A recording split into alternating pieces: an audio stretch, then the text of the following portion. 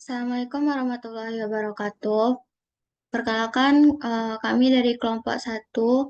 Pada pertemuan kali ini, kami mendapatkan materi mengenai tahapan perencanaan program pendidikan non-formal, di mana anggota kelompok satu yaitu saya sendiri, Suri Handani dengan NIM 230051103 sebagai moderator. Selanjutnya, teman saya Tania Sonia Latifah, Revi Putri Abdika, dan Aurel Salbila Putri. Baiklah, pada materi pertama akan saya jelaskan sendiri, yaitu mengenai pengumpulan data.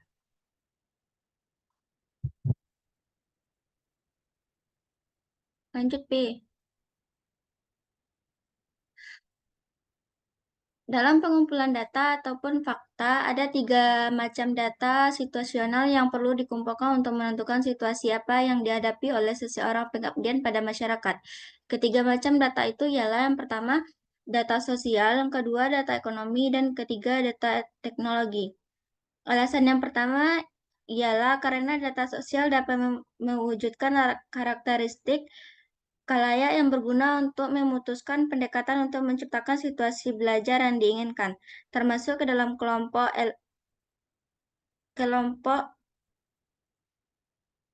data ini yang perlu dikumpulkan ialah tingkat antara lain pendidikan, karakteristik sosial, dan ekonomi, pola partisipasi sosial, tradisi, kepercayaan, dan attitude. Yang kedua, data ekonomi.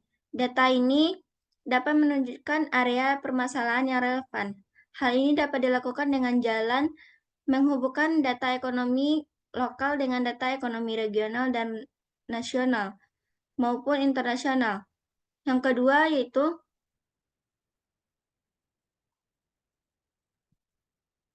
analisis keadaan. Untuk menentukan keadaan apa yang dihadapi, maka perencanaan program pengabdian pada masyarakat harus menganalisis ketiga macam data yang diperolehnya ini. Analisis data tersebut dapat dilakukan dengan mengorganisasikan data yang telah diperoleh dalam bentuk tabel-tabel. Dalam hubungan ini, perlu diketahui bahwa baik tabel sederhana maupun tabel silang dapat digunakan. Berbagai macam perubahan yang hendak dilihat, baik distribusinya maupun dalam tabel-tabel tersebut. Dan analisis statistika, baik yang sederhana maupun yang lebih rumit, akan lebih berguna. Sekali lagi, perlu diingatkan bahwa tujuan analisis keadaan ialah untuk menentukan situasi atau performance ini. Kemudian akan dijadikan dasar bagi program perubahan yang hendak diubah itu, seperti telah ditunjukkan oleh macam data yang dikumpulkan. Dapat saja berada dalam kawanan sosial, ekonomik, ataupun teknologi suatu khalayak. Jadi tidak perlu diragukan bahwa analisis yang mendalam pada ketiga kawasan kehidupan khalayak ini dan ketajaman awal bagi suatu program perubahan menurut Peson pada tahun 1966. Baiklah, sekian materi dari saya. Selanjutnya materi yang kedua yaitu materi yang ketiga yaitu identifikasi masalah yang akan dibacakan oleh Aurel. Kepada Aurel dipersilakan. Baik, terima kasih kepada moderator. Nah, di sini saya akan menjelaskan tentang identifikasi masalah. Jadi dalam hubungan ini, Peson pada tahun 1966 kembali mengingatkan bahwa dalam proses mengidentifikasian area permasalahan itu akan diperoleh lebih dari suatu kesenjangan. Dengan kata lain, akan ada lebih dari satu masalah. Terdapat lebih dari satu masalah ini akan dapat menimbulkan pertanyaan, masalah mana yang harus dipecahkan terlebih dahulu. Hal ini secara tidak langsung juga menunjukkan bahwa kita dituntut untuk menentukan sebuah prioritas masalah-masalah yang dihadapi. Caranya ialah dengan menentukan manfaat yang baik pada khalayak pendidikan luar sekolah. Lanjut. Selanjutnya yaitu tentang perumusan masalah. perumusan tujuan. Peson pada tahun 1966 menunjukkan bahwa akhir suatu proses perencanaan program ialah berupa keputusan tentang tujuan program tersebut, yang secara sederhana dapat dinyatakan sebagai apa yang hendak dikerjakan dengan siapa, sebagaimana telah diuraikan pada bagian sebelumnya. Dalam proses ini, kita juga akan menghadapi banyak masalah yang akan dilahirkan. Lebih banyak lagi tujuan.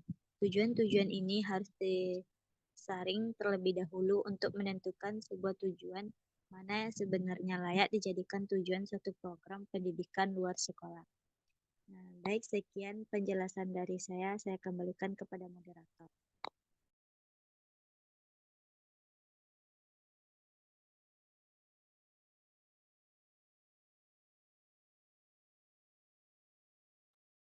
Baiklah, materi selanjutnya yang akan dibacakan oleh Revi. Kepada Revi dipersilakan.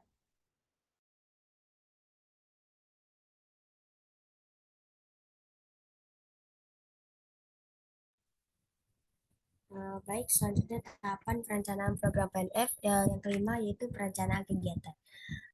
Perencanaan sebagai kegiatan penyusunan rangkaian tindakan yang akan dilaksanakan untuk mencapai tujuan. Nah, perlu diperhatikan prinsip-prinsipnya sebagai berikut. Yang pertama, perencanaan disusun berdasarkan kebijakan dan kebutuhan apa dan siapa yang ingin dipenuhi. Yang kedua, konsistensi, yang berarti bahwa perencanaan disusun dengan memperhatikan rencana yang telah disusun sehingga kegiatan yang direncanakan itu berkesinambungan dengan kegiatan yang sebelumnya. Yang ketiga, berdaya guna dan berhasil guna, berarti bahwa perencanaan harus berorientasi pada pemanfaatan sumber daya yang ada secara cermat dengan hasil yang semaksimal mungkin. Selanjutnya, yang keenam, pelaksanaan rencana kegiatan. Pelaksanaan suatu strategi yang di dalamnya mengandung berbagai rencana aksi atau program. Maka terlebih dahulu dilakukan analisis kelayakan untuk menentukan program mana yang layak untuk dilaksanakan. Analisis kelayakan mencakup dua aspek. Yang pertama, analisis sumber daya dan analisis pemangku kepentingan. Analisis sumber daya dimaksudkan untuk mengetahui bahwa program yang dipilih mendapat dukungan dari berbagai pihak, baik yang berperan sebagai pelaksana, penerima, dan pengguna hasil program yang dimaksud. Sekian penyampaian materi dari saya. Saya kembalikan ke moderator. Baik, terima kasih kepada Revi. Materi selanjutnya yaitu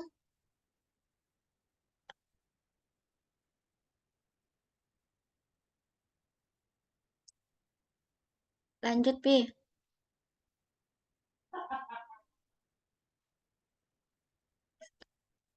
Materi selanjutnya yang akan dibacakan oleh Tania. Kepada Tania dipersilakan. Baiklah, terima kasih atas kesempatannya moderator. Selanjutnya saya akan menjelaskan uh, kelanjutan dari tahapan perencanaan program PNF. Yang ketujuh yaitu mengenai rincian perkembangan kegiatan. Pada tahapan ini menjelaskan bagaimana proses evaluasi dalam presentasi keterampilan. Setiap program itu tidak terlalu mudah, tetapi penuh dengan hambatan dan faktor pendukung. Maka pada bagian ini menjelaskan bagaimana apa dan di mana faktor penghambat dan pendukung itu terjadi.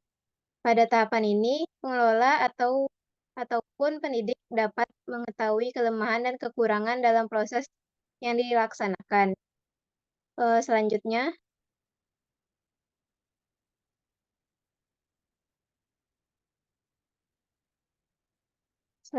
yang kedelapan, yaitu rekonsiderasi atau usulan penyempurnaan.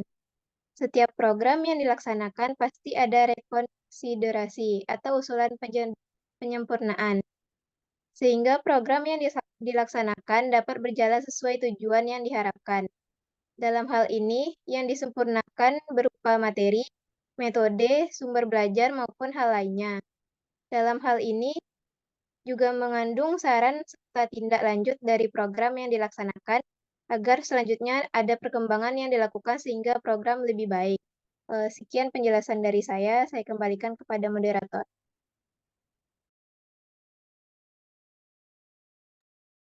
Baiklah, terima kasih kepada Aurel. Dari penjelasan materi kelompok dapat disimpulkan yaitu tahapan perencanaan program PNF memberikan kerangka kerja yang sistematis untuk merancang dan melaksanakan program pendidikan yang sesuai dengan kebutuhan masyarakat. Melalui pengumpulan data, analisis keadaan, identifikasi masalah, perumusan tujuan, perencanaan kegiatan, pelaksanaan, evaluasi, dan penyempurnaan. Program dapat diadaptasi dan ditingkatkan secara berkelanjutan dengan pendekatan yang terencana dan berbasis data. Program PNF dapat lebih efektif dalam mencapai tujuan pendidikan dan pengabdian kepada masyarakat. Sekian penjelasan materi dari kelompok pada presentasi kali ini. Saya sebagai moderator, jika ada salah dan kata, saya mohon maaf. Assalamualaikum warahmatullahi wabarakatuh.